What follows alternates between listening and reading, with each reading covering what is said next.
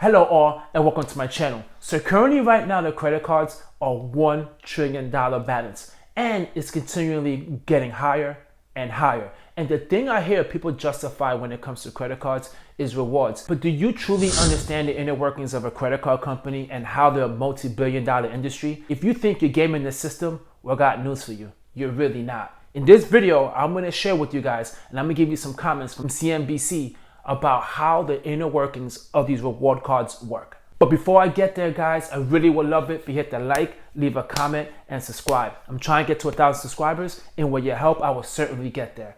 Now let's get straight to it. Have you ever gotten a free flight because of your Delta SkyMiles card? Or maybe a near impossible restaurant reservation thanks to your Platinum American Express card? What about that 5-minute TSA pre-check line, a perk of your Capital One Venture Rewards card? And of course, we can't forget about that airport lounge access because of your Chase Sapphire Reserve card.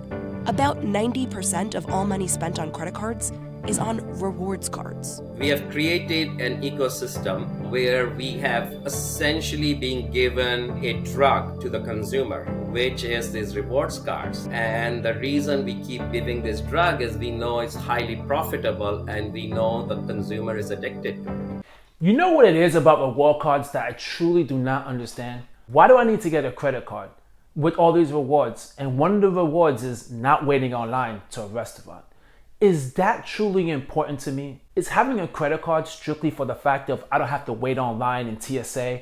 I have first dibs on buying concert tickets and I don't need to wait online in a restaurant. I could lounge in an airport. Like, do I really care about lounging in the airport? Do I really care about all those things so much that I want to use your credit card and put myself on financial risk by using a credit card simply for all those perks?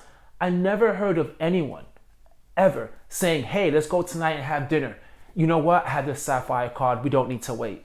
I never heard of that. And I've never been traveling with my friends and they're hanging out in the lounge when I'm sitting there waiting for my flight to come with my headphones on, which is perfectly fine with me, and a magazine and a book that I could read.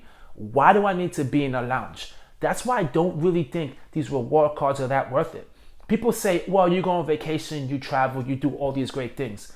Vacations ain't cheap. You gotta pay for it. If you're not waiting online in a restaurant, well, you're going out to eat. So you're still spending money on going out to eat just to wait online. And yes, you're getting free vacation, but you gotta pay for your hotel. Okay, some of these rewards are free. I get that. You gotta spend money on food. You gotta spend money on your transportation. There's other things that's associated with it. And if you have so much rewards, that means you're using your credit card so much in order to get it. Is that truly a healthy thing? If you play the game right and maximize your rewards, you could save at least a few $100s every year. But every time you pay for something with a credit card, you're borrowing money from the card issuer to cover your purchase. Money you have to pay back either in full at the end of the month or over time. If the latter, that's with interest accumulated. While there are some Americans winning on these cards, meaning they might be reeling in travel points, cash back, and free subscriptions left and right, others are losing money, paying more in interest than they're getting in perks. That really is an unfortunate thing about it. There are some people that are winning when it comes to rewards. There's plenty of people out there who are not.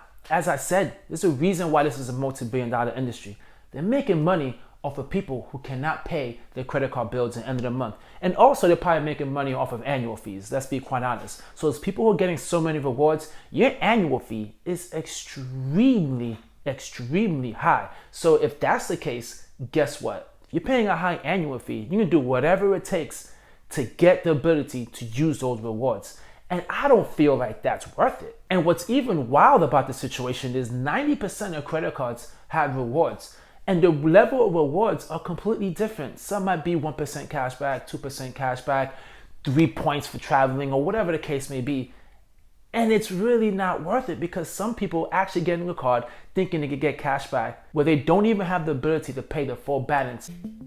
In 2019, the largest U.S. banks reported $9.9 billion in fee income, $89.7 billion in interest income, and $41.3 billion from interchange fees on credit cards. That's a total of more than $140 billion in revenue from credit cards alone. According to experts, more than half of that comes from rewards cards. $140 billion industry for the ability to just give you this card that you could borrow money from the bank and you just swipe away while they're getting rich and you're there getting nothing.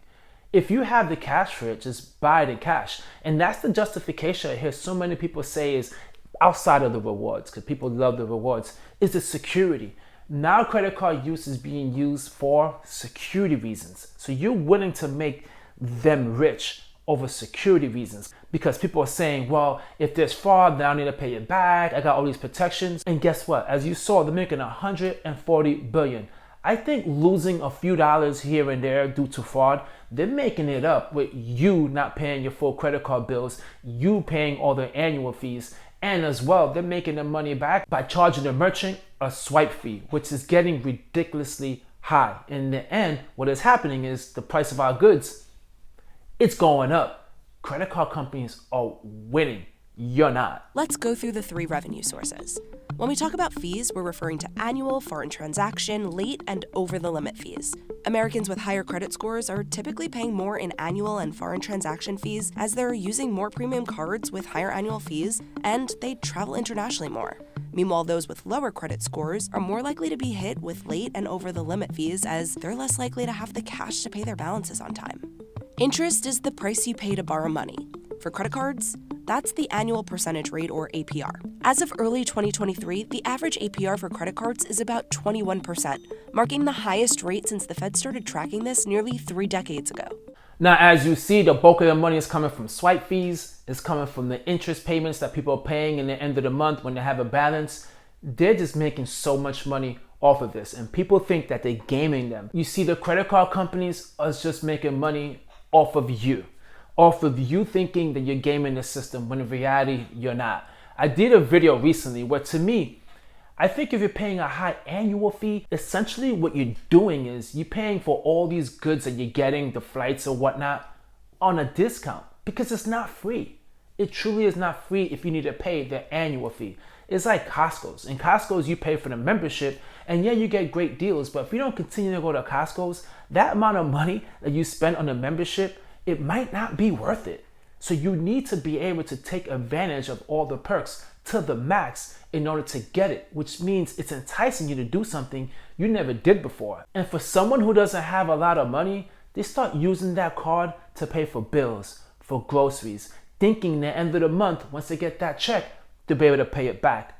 But they usually don't, because a lot of people think with the minimum payment in mind, they don't think about the whole balance. They say, well, when my tax refund check comes, I'll pay it. Or when my bonus comes, I'll pay it. And that's unfortunate, because in the end, you're paying way more for those goods than you're supposed to. Now, I'm going to say this. I don't think that credit cards are evil at all. It is true. It has some sense of security when it comes to fraud.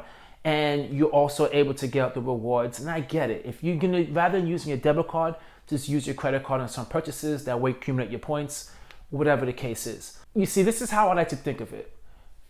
A credit card is like a car. If you are a safe driver, the chances of you getting into an accident is very slim. Insurance is low. Everything is great. You get to where you want to get to. Perfect driver. Everything's fine. But if you are an impulsive spender, an impulsive drinker, and you don't pay attention to how you drive, someone doesn't pay attention to the budget, it could be deadly and costly and put you in financial hell if you truly don't pay attention to your finances. So be honest with yourself. I know it's difficult, but be honest with yourself. Are you that person that can use credit cards? If you know you can't, and I'll give you an answer actually. If you are carrying a balance right now on a credit card, you're not a credit card person. You should pay that balance off, rip those cards up, get rid of it, and never use them again until you're financially ready. And trust me, you know when you will be. I hope you guys enjoyed this video. Until next time, guys, peace.